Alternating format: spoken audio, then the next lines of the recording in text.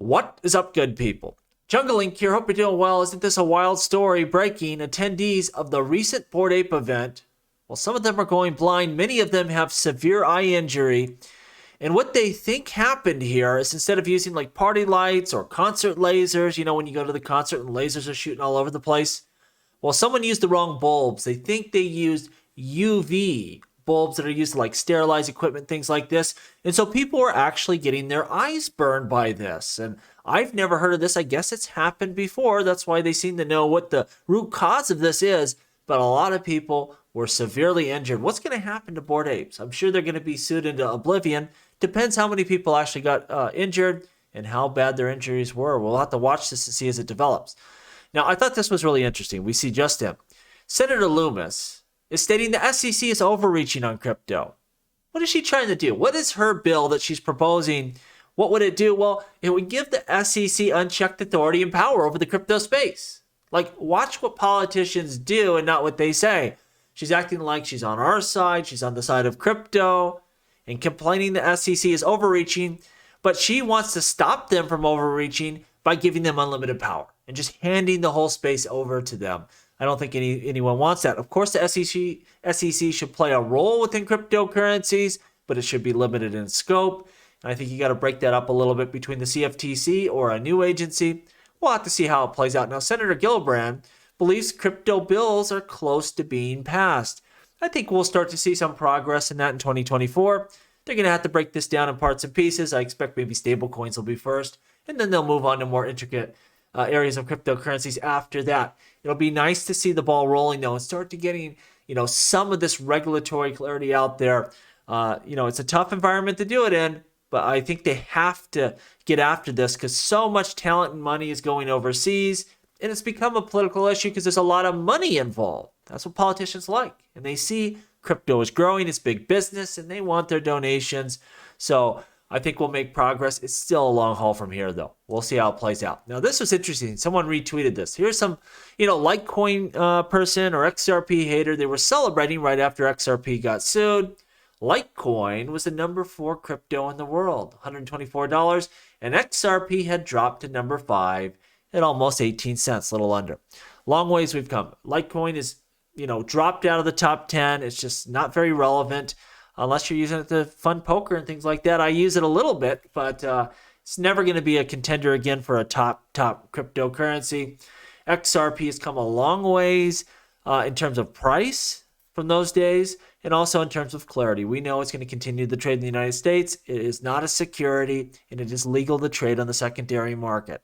Just always, when you look back, when times seem bleak, when people are the most bearish, that's usually a good time to buy. Just keep that in mind. As long as there's substance there, as long as there's actually value. You don't want to buy a Terra Luna, on its way down.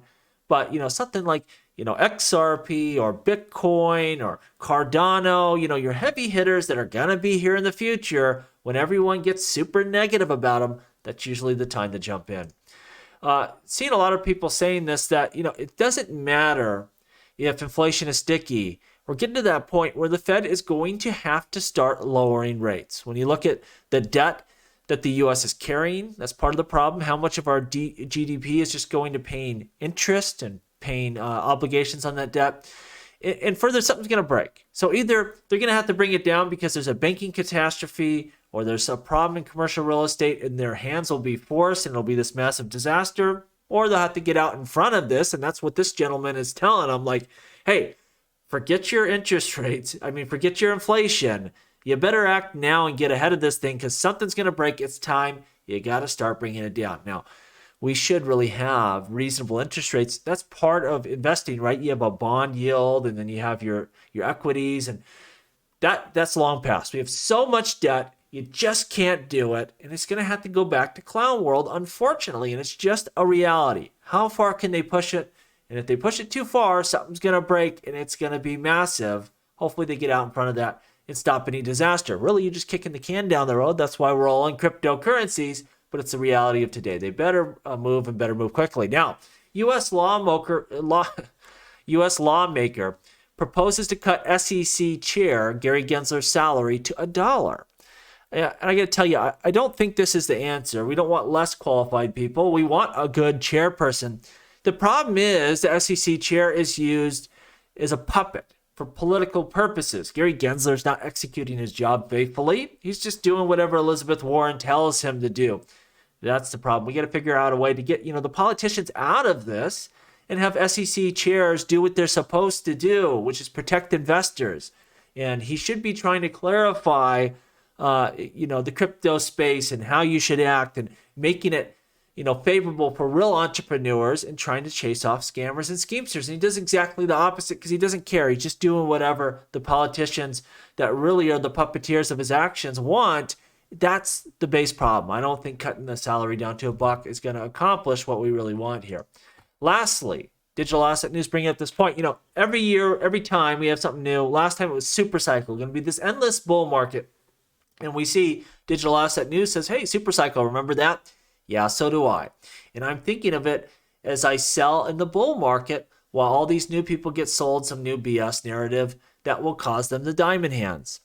And it's a good point. We have all these narratives why you should never sell. This is what I'll tell you. Except the fact you're going to sell some stuff too early. You're going to hold some stuff way too long. Some of it you might hold through multiple cycles, right?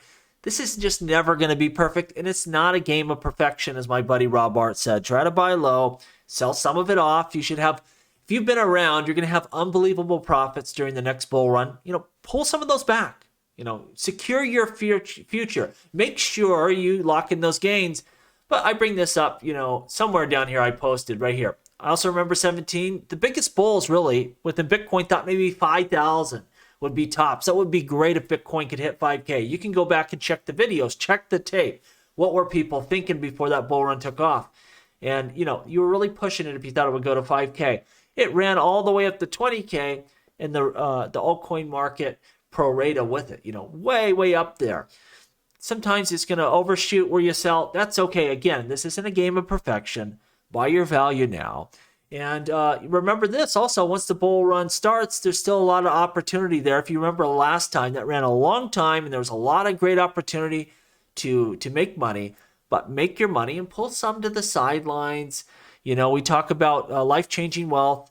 You got to be kind of crazy in this space to hold these magical tokens and diamond hand it up as high as we do. Just don't forget, this is not a game of perfection. That's the best I can tell you.